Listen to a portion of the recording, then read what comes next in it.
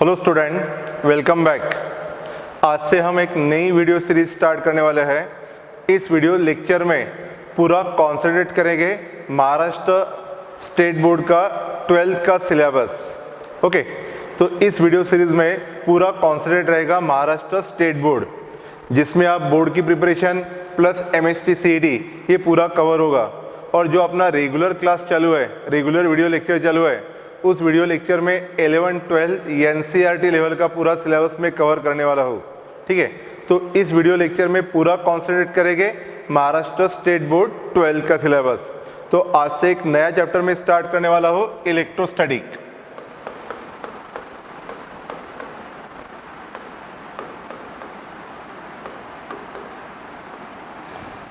तो इलेक्ट्रोस्टैटिक में first part है electric flux.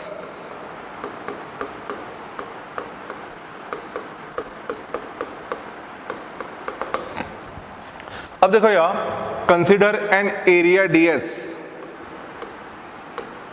It is place in a uniform electric field of intensity E। तो इस area ds में से लाइन ऑफ फोर्स क्रॉस करेंगे normally. So electric flux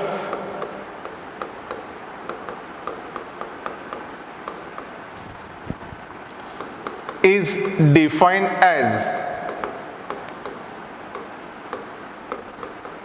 the total number of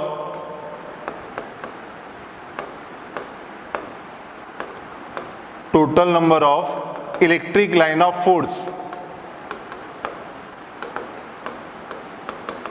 total number of electric line of force passing normally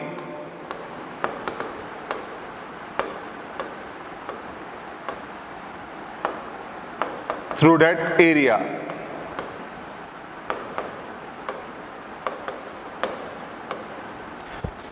तो इस area ds में से कितने लाइन ऑफ फोर्स क्रॉस करेंगे नॉर्मली, उसको बोलेंगे electric flux through that area. And electric flux φ equal to E vector dot ds vector. यहाँ पे एरिया ds क्या रहेगा, vector quantity. So electric flux φ equal to E vector dot ds vector. अब सोचो यहाँ, if normal drawn to the area, area को incline किया और डायरेक्शन ऑफ इलेक्ट्रिक फील्ड की डायरेक्शन है लेफ्ट टू राइट, और इस एरिया को normal drawn to the area और direction of electric field makes an angle theta. So in that case the component of electric field along normal direction, रहेगा E cos theta.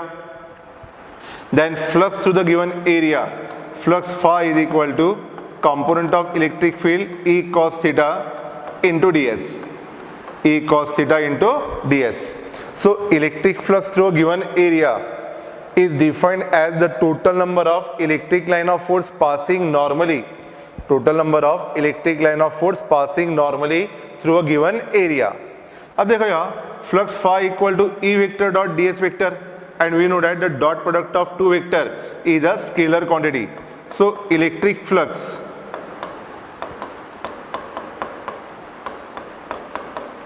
is a scalar quantity।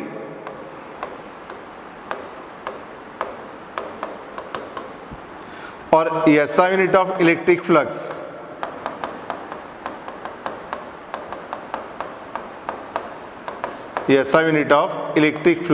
Is, अब देखो यार, intensity force acting per unit charge, so newton per coulomb, area ds metre square.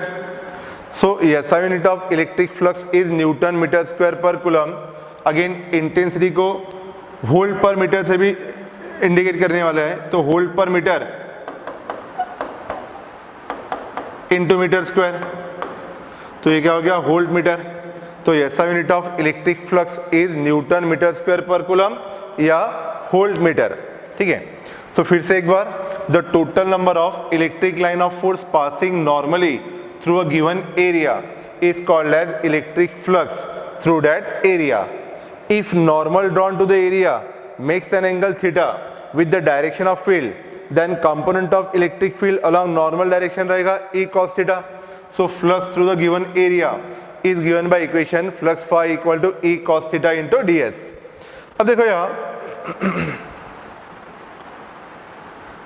Suppose एक large surface area है and this area is made up of, surface area S है, surface S, and this surface is made up of large number of small element ds।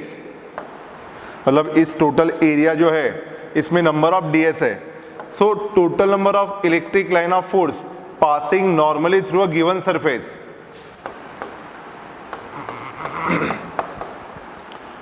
total number of electric line of force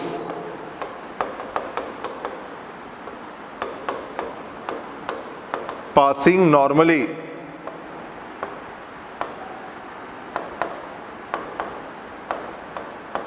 through a large surface। तो flux phi equal to surface integral E vector dot ds vector. सब area ds में से कितनी line of force पास हो गए, flux phi equal to A into ds। तो सब डी फाई का क्या करेंगे, इंटीग्रेशन। तो यहाँ पे स्मॉल एरिया है तो अपन बोलेंगे इसको डी फाई, स्मॉल एरिया है तो क्या बोलेंगे, d phi.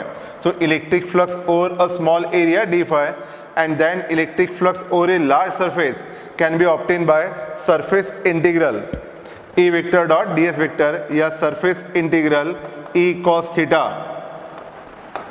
into ds, surface integral E cos theta into ds। Again, if area ds is a small part of a closed surface, मतलब ये क्लोज सरफेस है और ये close surface number of ds से बना हुआ है, क्लोज सरफेस जो है ये नंबर ऑफ ds से बना हुआ है, then total electric flux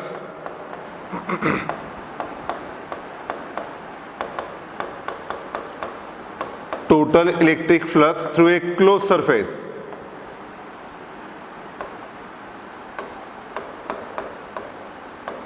total electric flux through a closed surface is given by flux phi equal to surface integral over a closed surface E vector dot ds vector। flux over a closed surface equal to surface integral E vector dot ds vector। तो आपको ध्यान में रखना है कि electric flux मतलब क्या, the total number of electric line of force passing normally through a given area is called as electric flux through that area। तो यहाँ पे एक स्मॉल एरिया ds है और इसको रखा है यूनिफॉर्म इलेक्ट्रिक फील्ड में, ठीक है। तो यहाँ पे नॉर्मल टू द एरिया और डायरेक्शन ऑफ इलेक्ट्रिक फील्ड दोनों क्या है, same. So the total number of electric line of force passing normally through a given area is called as electric flux through that area. And d phi electric flux d phi equal to E vector dot ds vector। if normal drawn to the area inclined है, normal drawn to the area makes an angle theta with the direction of field, then component of field along normal direction क्या रहेगा, E cos theta, then d phi equal to E cos theta into ds। next, if area ds is a small part of a large surface, area ds क्या है, small part of a large surface, then total number of electric line of force passing normally through a large surface is obtained by surface integral। किसका करेंगे, surface integral electric flux over a small area ds। सब ds में से जितने line of force pass होने वाले हैं उसका क्या करेंगे, इंटीग्रेशन, ठीक है। And if area ds is a small part of a close surface, area ds क्या है, small part of a close surface, then total number of electric line of force passing normally through a closed surface is given by surface integral over a closed surface E vector dot ds vector। इसको क्या बोलेंगे, surface integral over a closed surface E vector dot ds vector। Okay, ये हो गया first part electric flux. Next important part है Gauss theorem. तो देखो यहाँ इमेजिन करो कि एक क्लोज सरफेस है और इसमें नंबर ऑफ पॉजिटिव चार्ज है, तो यहाँ से इलेक्ट्रिक लाइन ऑफ फोर्स बाहर निकलेगी और इस लाइन ऑफ फोर्स इस सरफेस को क्रॉस करेंगे normally. So according to Gauss theorem the total electric flux total electric flux over a closed surface.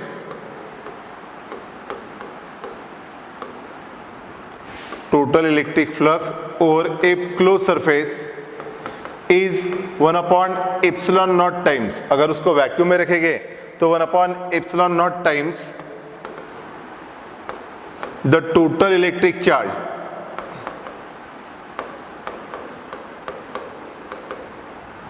Total electric charge enclosed by that surface.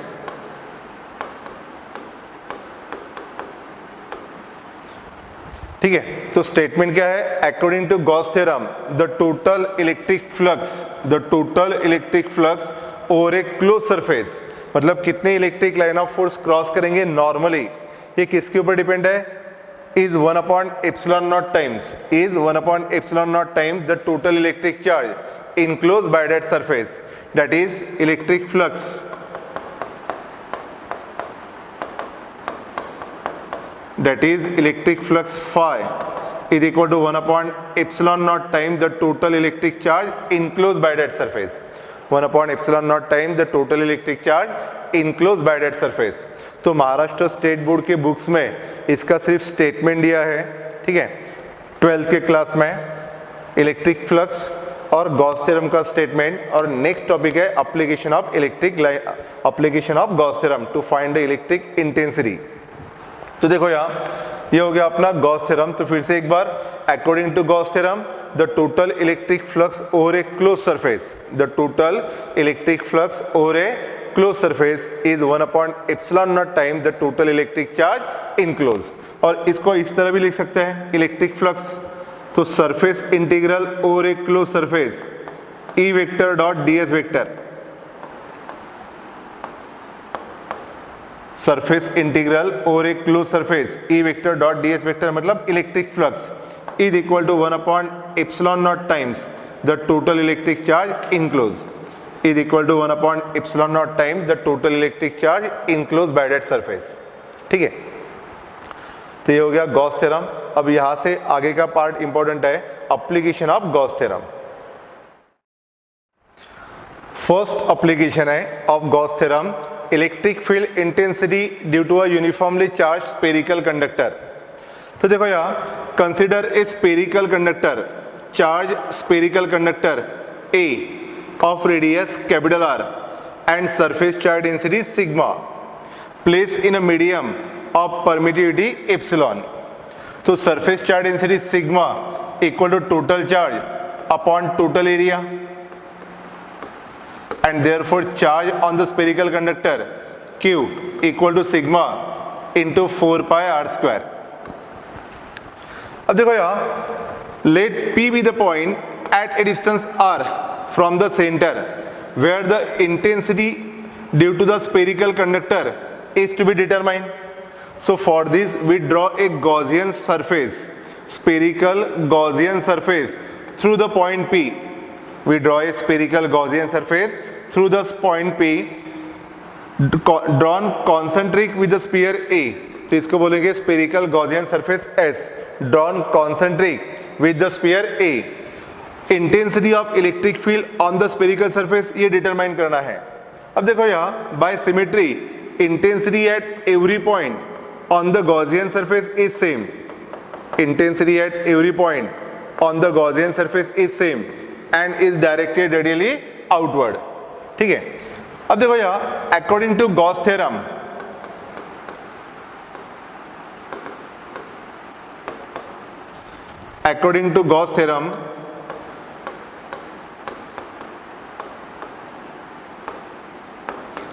total electric flux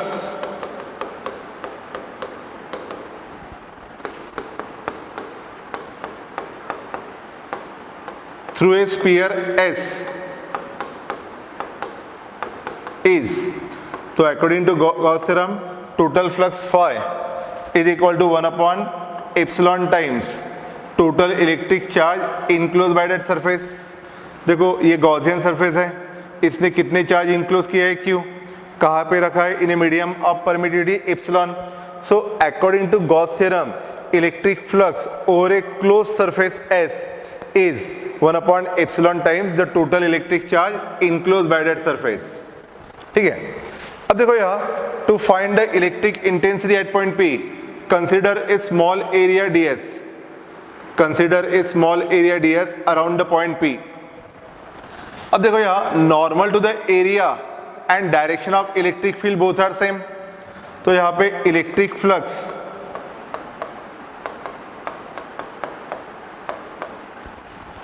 through an area ds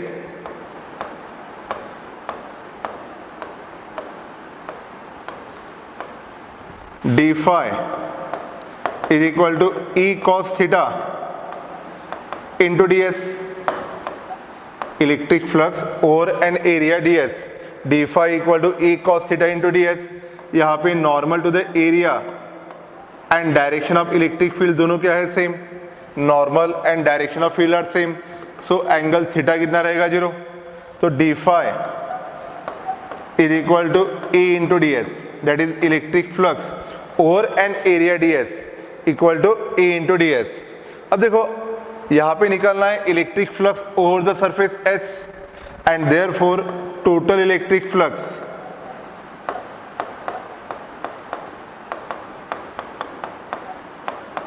therefore total electric flux through a Gaussian surface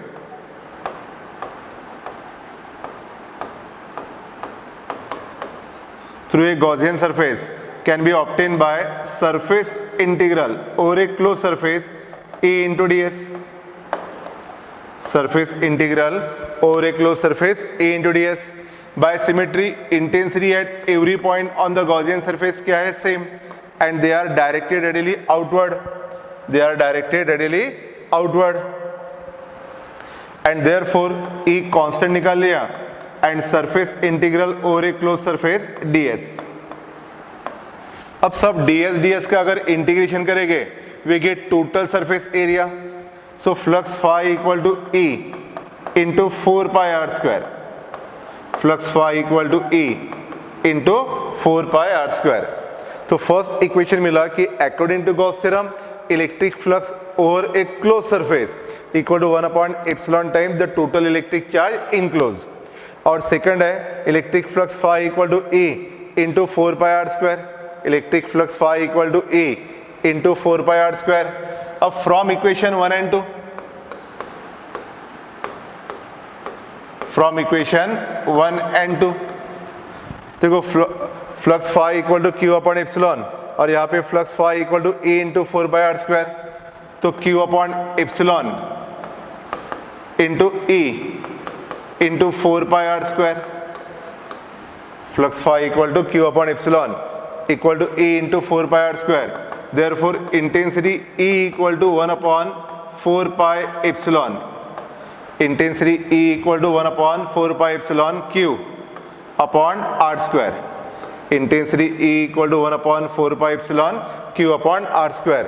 So this equation will give the electric intensity at a point P outside the spherical charged conductor. ठीक है, अब ये हो गया intensity E equal to 1 upon 4 pi epsilon Q upon R square. अब देखो यहाँ surface charge density sigma equal to charge per unit area. So charge Q equal to sigma into 4 pi R square. Put this value in this equation.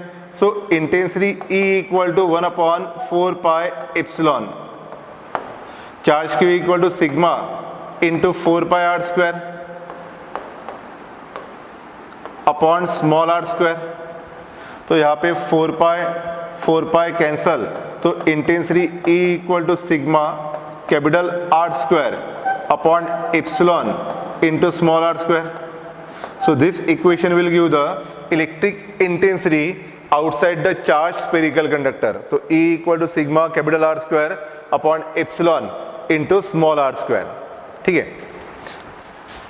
तो फिर से एक बार first application क्या था, to find the electric intensity outside a charge spherical conductor. तो अपन ने कहा था कि consider a spherical conductor of radius r having surface charge density sigma. So that is plus q charge is uniformly distributed over its surface. And this conductor is placed in a medium of permittivity epsilon. let P be the point at a distance r where the intensity due to the spherical conductor is to be determined. तो क्या करेंगे, draw a Gaussian surface, spherical Gaussian surface in the form of sphere S drawn concentric with the sphere A. ठीक है, by symmetry intensity at every point on the Gaussian surface क्या रहेगी, same, and they are directed radially outward. According to Gauss theorem, electric flux over a closed surface क्या रहेगा, 1/epsilon naught times the total electric charge enclosed. Then consider a small area ds around the point P. Then electric flux over an area ds, d phi equal to E cos theta into ds. Normal to the area and direction of field both are same. So theta कितना रहेगा, 0, cos 0 equal to 1. So electric flux over an area ds क्या रहेगा, d phi equal to E into ds. And therefore the total electric flux over the closed surface या total electric flux through a Gaussian surface S, इसके लिए क्या करेंगे, surface integral over a closed surface A into ds. E constant है because intensity at every point on the Gaussian surface is same, और integration ds मतलब total surface area 4 pi r square.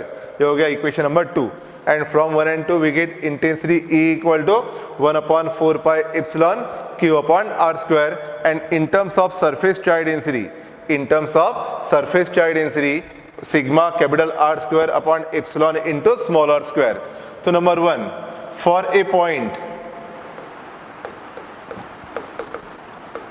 P, for a point P outside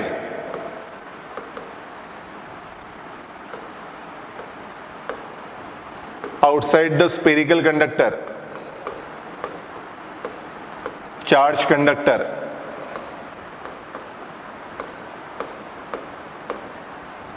ठीक है, that is small r greater than capital R. Intensity है E equal to 1/4 pi epsilon Q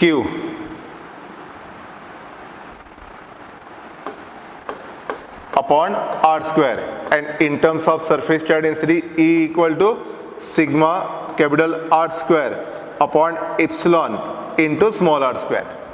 ठीक है, अब देखो यार,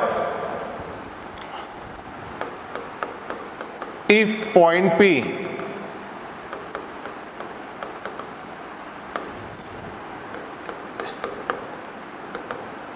lies on surface, अगर point P on the surface है तो स्मॉल r इक्वल टू क्या हो जाएगा, capital R. So in that case intensity of electric field 1/4 pi epsilon Q upon capital R square, because on the surface है तो small r equal to क्या रहेगा, capital R. And in terms of surface charge density E equal to sigma capital R square upon epsilon small r equal to capital R है, तो ये cancel. So E equal to sigma upon epsilon. So intensity in terms of surface charge density on the surface, E equal to sigma upon epsilon. And number 3rd point है,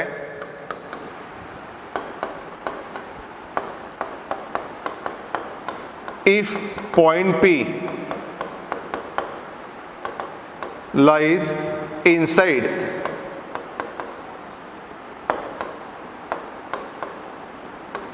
the spherical conductor, that is small r less than capital R. ठीक है, अगर point P का है inside the spherical conductor है तो inside charge कितने रहेंगे, 0.